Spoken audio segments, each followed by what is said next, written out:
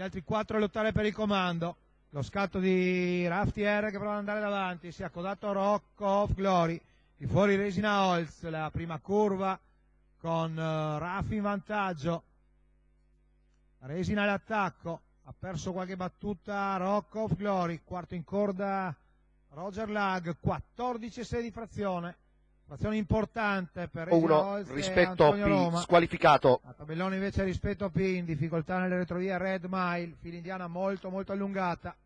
Fuori è rimasto Ramses che prova ad avanzare ma non c'è rallentamento almeno per il primo quarto di gara. Numero 9 4, Red Mile squalificato. Adesso prova ad andare in mano Resina Holz e si muove Raftier che vuole andare a rilevarla al comando. Ne vengono fuori ancora 200 in 16 e quindi 400 piuttosto accesi. In vantaggio adesso Raftier agli 800 di gara, si muove anche Rock of Glory, recuperano anche Roger Lag e Ramses, frazione in 15,4 per gli 800. Numero 3 Raftier squalificato. Raftier che è andato nei paletti e così Rock of Glory è leader davanti a Resina Holz. Gli ultimi 600 metri, ancora 15,8 di frazione, chilometro attorno al 18 scarsi. Resina Holz segue il nuovo leader, Rock of Glory, mentre Ramses ha scavalcato Roger Lag, richiesto. Si va così all'ultima curva, poi cerca di recuperare anche Runner Fish.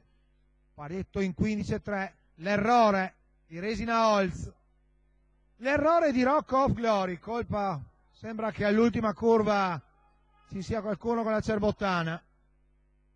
Adesso entra in vantaggio Roger Lag, ma si ripropone Rock of Glory, richiesto maggior impegno da Romanelli nel tratto ultimo.